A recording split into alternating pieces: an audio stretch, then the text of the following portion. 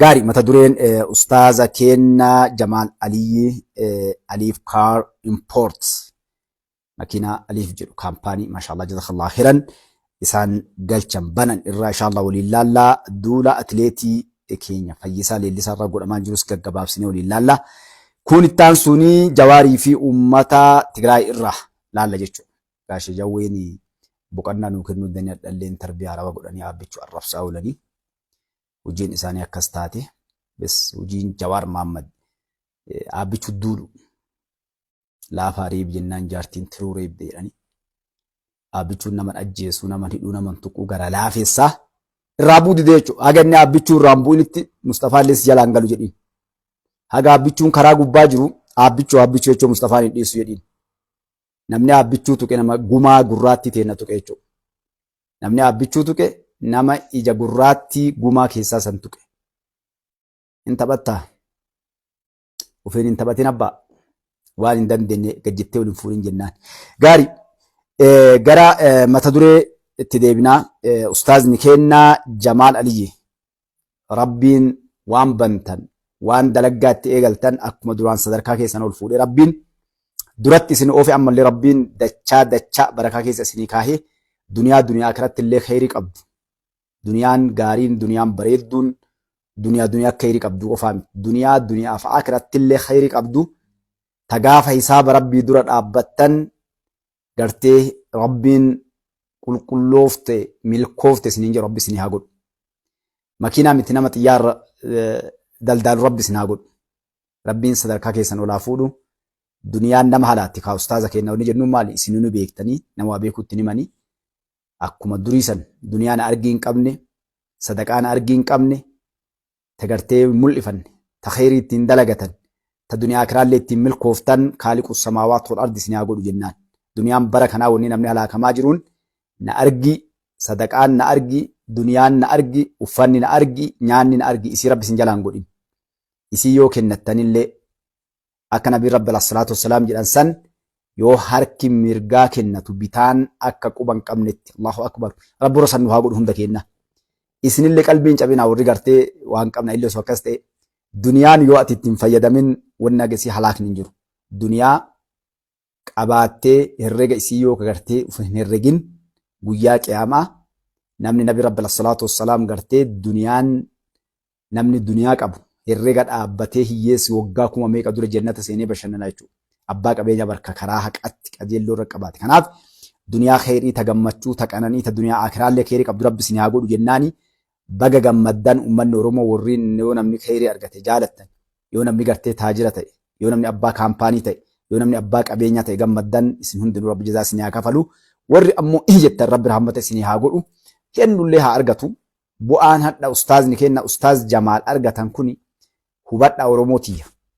Bu'aa bilisummaa Oromooti. Kalee ustaaz Jamaal nama jedhaniin nama ustaaz jedhan diinagdee qabeenya qabuun bahee daldaalachuuf laasensiin kennamee fi gaarii impoorti godhuun yookaan ammoo gara biyya galchuun abbaa qabeenyaa ta'ee mul'achuun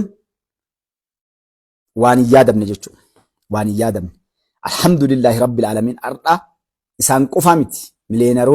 Biliyeenaroon inshaallah ummanni keenya gabbahee bizinesa duuduu deema jechuudha. Kun bu'aa qabsoon ummata keenyaa fidde bakka hadha leencichi Oromoo aabbichuun jirutu waan kana dalage jechuudha. Waan hundaa irratti abbaan haqaa abbaan dhugaa ka amantiin gosaan kutaan nama hin qoonnetu bu'aa kana fidde. Namoonni keenya qabeenya qabanii ummanni keenya qabeenya qabaa dalagachuu dadhabeenyi saamamaa maa qabaattee fuuni ajjeefamaa kanaaf gartanii kaleessa hiree takka argachuu hin dandeenye jechuudha. Hadha alhamdulillahi rabbil aalamiin laala Oromoo waan amba iyyisiiste waan gartee baandaa iyyisiiste waan faarsee bulaa iyyisiiste isii tana jechuudha.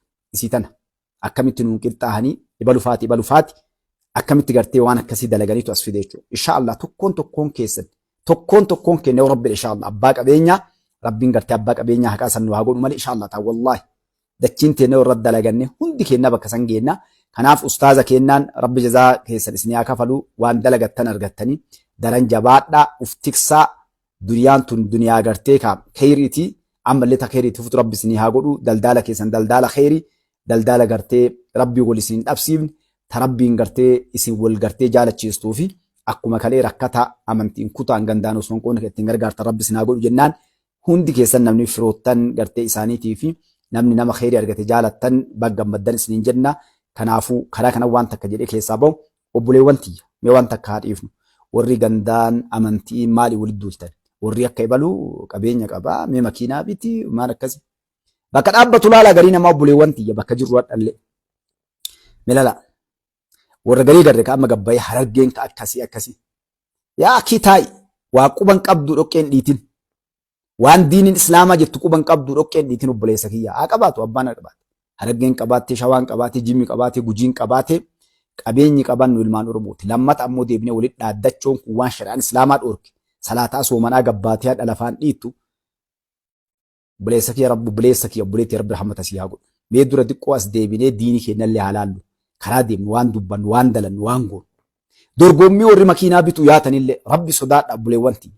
Waan gootan namaa khayrii daladdanii meega qabaa dalagaa. Ka makiinaa bittaniifillee guurtan dhiisaa dhaadheessu sadaqadhaa akkanumaan. Ammallee mee waan garii irratti dorgomnu irra obboleewwan tiyya qaqqaalii babbareedduu uummanni musliimaa keessaayyuu. Obboleewwan keenya Filisxeenii waan keessa jirtu laala. Uummata keenya meeqatu waan nyaatu waan dhugu dhabee saree isa nyaachuu jirti. Meeqa deebinee miskiina Nabii Rabbi alayhi salaatu wassalaam yaa Rabbi isaan waliin jiraachisi isaa wajjin ajjeesna kaase sana laallu. Mee haa yaadannu karaa gubbaa haa gurru miskiina karaa gubbaa jiru. Haa itti sadaqannu kisha kennaa baamee kan argi dhiisa. Sheekni illee haa dalagatu diinii isaa yoo bitteef walitti qabii biti itti kennu. Ilmi dalagaa jiranii Rabbiif dalagan haa dalagan dhiis rizqii isaanii bana hin godhinaa miti anka jechuun barbaade. Gosti akkasii gootee warri ebaluu godhee aktiivistii ebaluu godhanii ebaluu maan godhina. Bati jedhan eessa dhaabbachaa jira Rabbi sodaadha. Maal dalagaa jirra? Yoo namni beekumtii qabu mul'atu makiinaan ambashan walii tumse wal gargaare wal dorgommisseen miskiina eessa dhiibnee bira dabarra.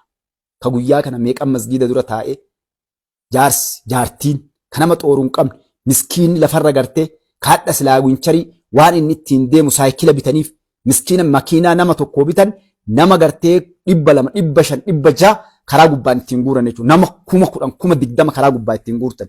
Biyyi namaa warri biyyi musliimaa namoonni gartee kamu namni namaa rifatu jalqaba namni gargaarsa godhaniif karaa gubbaa guuran miskiina karaa gubbaa itti gartee ka masgiida waan dhaquun hin qabne ka mana isaatii bahee gabaa waan dhaqatee galuun hin qabne ka waan nyaatu hin qabne waan dhuguu hin qabne miskiina karaa kana gubbaa guura. Sheekoleen adeemtee daladduu dhiisaa jedhan daawaa haa gootu dhiisaa sheekolee. Zabanni dhufaa jira ka sheekolee illee yaadatamtu inshaallah. Ka sheekolee illee mindaa argattee dalaggaa isaaniitiin akkuma nama kaanitti deemtu dhufu jira. Dura miskiina haa gargaaru. Gargaarsi sadaqaalleen wanni gahu miskiina gadi ol fuudhu jara jaran. Ganda kiyya ganda kee keessa miskiina meeqatu jira.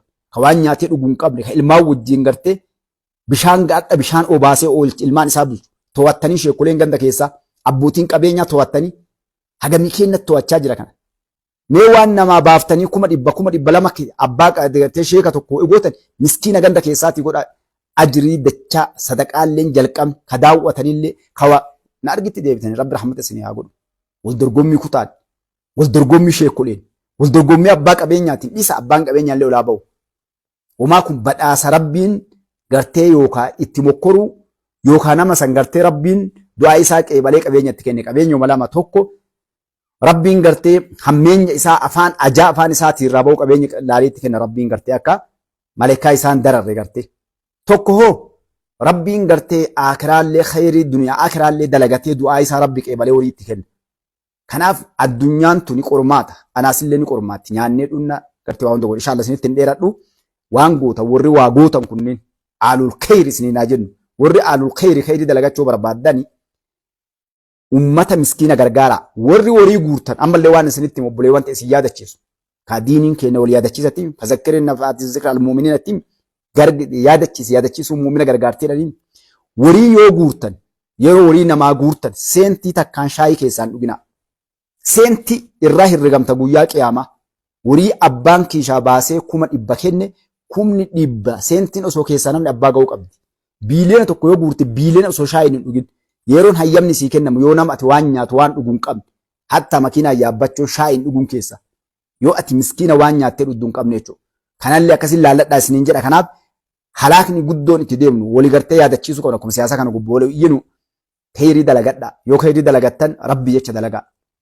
Warroota nama gargaaru akka amantii musliimaatiitti banaatii nama gargaare sheekolee olumaayii irraan bakkoota wayii kan itti gargaarsi godhan yeroo gargaarsa guura warri maal jettanii mana banii jinni jettan kuni achi badanii wariin akkuma guurameen daaretti akkaawuntii wayiitiin naqamee nama gargaarsi barbaadisanii akka nama godha. Kana wanni isin himnu maali? Akka isin ibidda jahannamitti hin sunneef jechuudha. Kan halaakamne. Duniyaa tana irraa herregamta. Warii nama irraa fuutan nama 100 irraa yoo fuutan abbaa 100 guyyaa qiyaamaa isin himata wariin kiyya sadaqaa sannaan geenne jedhee jechuudha. Kanaaf akkas inshaallah warra isinii walii mattoon dhagade haga sheekolee hunda asiin dura ni yaadattan namni maqaan dhawamin wariin guuramee fi namni maqaan hin dhaamin warii guure hin jiru kan haga argetti sheekolee teenarraa eegaltee jechuudha.